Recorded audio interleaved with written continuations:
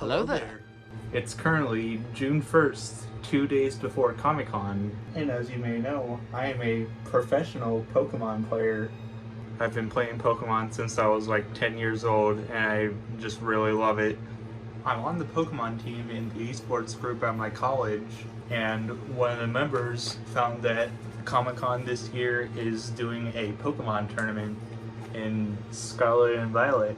For the past month, I've been working on my team, but it's a convention, and you can't go to a convention without a cosplay. And I'm going to be cosplaying Yusei Fudo from Yu-Gi-Oh! 5Ds. I wanted to make a shirt for the cosplay, but I ran into an issue that would slow me down a bit. Little mishap, we don't have any vinyl to make the design, so I gotta go get some. Got the goods. Texas. I'd say the cosplay turned out decently well. I got this deck box online as well as the dual disc I showed earlier. Then I just heat pressed the design on the shirt and jeans. Honestly, it looks really jank, but it works. With my cosplay complete and Comic-Con only 2 days away, I sat down with some tea and started practicing my team for the event. While I was doing that, I ran into someone with almost the exact same team as me. Why people gotta copy me, man? I wanted to make some changes to my team, and while I was working on that, this happened. That's a shiny Orthworm. Just random shiny. I don't think I can fight it without knocking it out. Let's go for a dive ball. There we go, we got it. I'd say that shiny was a pretty good way to end the night, even if it started to break reality. Alright, it is the day of Comic-Con. Let's get this bread. As an intimidation tactic, I went ahead and put some stickers on my Switch, which I think worked pretty well looking back at it. So here's what my final cosplay ended up looking like, and all things considered, I think it actually turned out pretty well. Also, it turns out I kinda underestimated how full the convention would be. We're trying to find parking here. It's not going good. Who would have known that Comic-Con would be packed, you know? And have ever imagined that. I actually didn't think that, and I don't know how. I had to fill out a team sheet, but they didn't have enough pens, so I was just kind of sitting there for like 20 minutes waiting for a pen.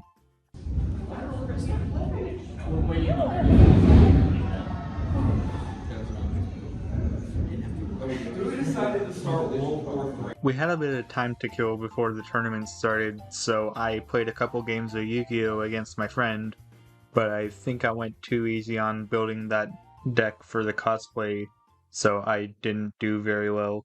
But back to the Pokemon tournament, my first opponent was very new to competitive Pokemon. Like, 2 of the Pokemon on our team weren't regulation, and we had to stop the match to help her fix that. And none of her Pokemon were holding items. Honestly, I felt kind of bad because I completely swept her team because they weren't EV trained, and I didn't get any interesting footage out of the battles. And at the same time, I didn't want to go easy because there was a prize in the tournament and I didn't know what that prize was, but I wanted it. At the end of the round, I offered to help her make improvements to her team, but the organizers told me that her team couldn't change until after the tournament, so we just never got the chance. I hope she does well in her future competitive endeavors.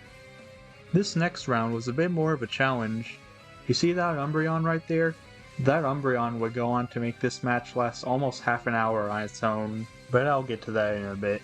My opponent leads with Tyranitar and Rotom. I figure I'll have an easy time taking out the Tyranitar, so I bulk up my Annihilate and switch Palafin out. And the Rotom ends up using Thunder Wave on my Tinglu, which of course doesn't affect it, so I guess I accidentally predicted a Thunder Wave. I clicked Fissure on her Rotom to set up Stomping Tantrum, but she switches it for Garchomp, and the Fissure actually lands, which gives me a lead, and that more than makes up for the fact that she switched in a Corviknight to tank a Drain Punch. I figure this sets me up for a nice win, because it totally did. I one-shot the Tyranitar with Drain Punch, and then I just demolished the rest of her team. The second game doesn't go so well. My opponent leads with Umbreon, and I thought I could just one-shot it with Drain Punch, but it turns out that with my Annihilape's EV spreads, and what I'm guessing is the spreads on her Umbreon, I can't even hit it for 50% of its max health with Drain Punch. But on top of that, the worst thing possible happened. Her Rotom tricks a Choice Scarf onto my Annihilate. I'm now locked into Drain Punch and I can't use Bulk Up anymore. And if that wasn't enough, her Umbreon is running Curse, meaning even if my Annihilate survived, I have no way to knock out the Umbreon. I'll spare you the details, but by the time I lost Game 2, we had gathered a crowd of spectators because we were the last people playing that round and we weren't on Game 3 yet. In round 3, I was prepared for that Umbreon, bringing my Flutter Mane in to get past the physical bulk. My opponent immediately switched out her Tyranitar for a Corviknight, and then followed it up by tricking a Choice Scarf onto my Tinglu, preventing me from using its standard combo of Fissure and Stomping Tantrum. The next turn, my opponent not only misses a Hydro Pump, but fails to take out Flutter Mane with a Stab Brave Bird. I decided to save my Flutter Mane by switching in Palafin, but my opponent predicted that and I hit it with Volt Switch, and then out comes the Umbreon. I switch in Annihilate to start building up Rage Fist and reset Tinglu's Choice Scarf while I terrestrialize my Palafin and start swinging. It survives another Volt Switch and uses Wave Crash to bring Umbreon to its knees, but the recoil ends up claiming it anyway. Luckily, Palafin's sacrifice wasn't in vain, as it gives me a clean switch into Flutter Mane. I hit her Umbreon with a Choice Specs boosted Moonblast, which prevents the battle from dragging on forever like the last round did. My opponent sends out her Tyranitar, but it can't really do much at this point. My Flutter Mane makes quick work of her weakened Corviknight, and Tyranitar dies to a Drain Punch, which gives my Annihilate full health. The battle ends with her Rotom getting slapped in the face by Moonblast. On to the final round. The final round of this tournament was against my friend from my college esports team, who happened to be the only other member that could make it to Comic-Con. Out of everyone at the tournament, he was probably the person who poses the biggest challenge to me, because when we play at local tournaments, he always has unique strategies, and he's on a very high level of play compared to the rest of the people there. It kind of felt like a climactic final battle in a way, like it was the final arc of an anime, where two friends reach the final step of their journey, where only one can come out on top. Round 1, my friend leads with Flutter Mane and Palafin, I lead with Annihilate and also Palafin. I switch my Palafin out for Tinglu and he goes for Quick Turn because he has a Palafin from Series 1 and switches in Chi-Yu. His Flutter Mane uses Dazzling Gleam, which almost knocks out both of my Pokemon, putting my Annihilate in a dangerous spot since I went for Bulk Up instead of Drain Punch, which would have been the safer option.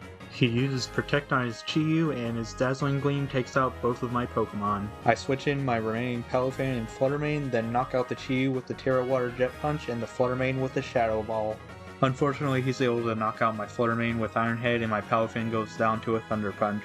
The thing with my friend is that his favorite Pokemon is Zoroark, and he runs it on every team, so I was playing every round like he had it on his active team, and that definitely hindered my performance.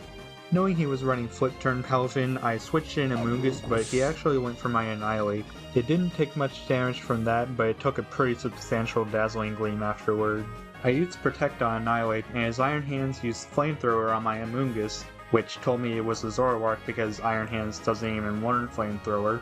Amoonguss tanks the Flamethrower and uses Spore on Flutter Mane, then Annihilate barely survives Zoroark's Hex thanks to leftovers so it can recover half of its health using Drain Punch. With Flutter Mane asleep, I took it out with Tinglu, then I terrestrialized Annihilate into the Steel type to tank both a Terra boosted Jet Punch from his Palafin and another Hex from his Zoroark.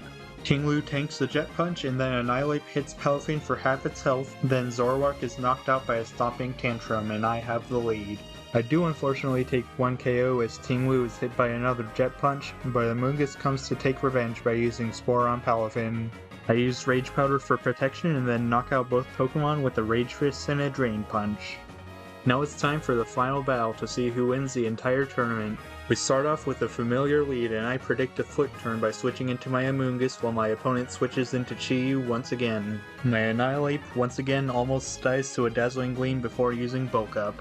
After protecting Annihilate, I go for a Spore on Flutter Mane, but my Amoonguss dies to a Dazzling Gleam and a Heat Wave, so I couldn't gain any advantage that turn.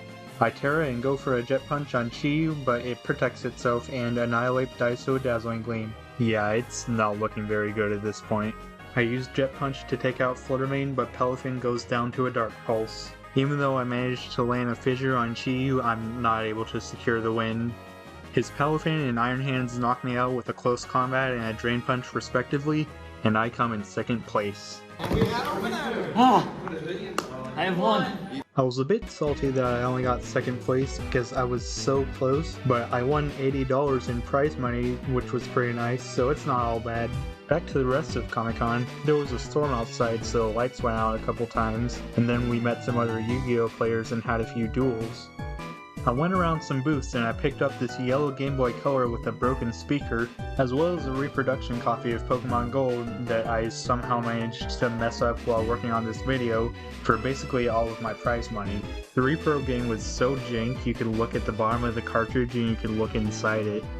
After meeting an escaped Aperture Science test subject, I went to get McDonald's, where they had this cool table that reacts to touch, and then I finally went home. Thank you guys for watching this video and making it to the end. I hope you enjoyed. I'm hoping to do some more vlog style videos and Pokemon videos in the future, so look forward to that. Also comment down below what videos you want to see from me and I may make videos on it. Thank you guys for watching, comment, like, and subscribe, and I'll see you all later. Bye!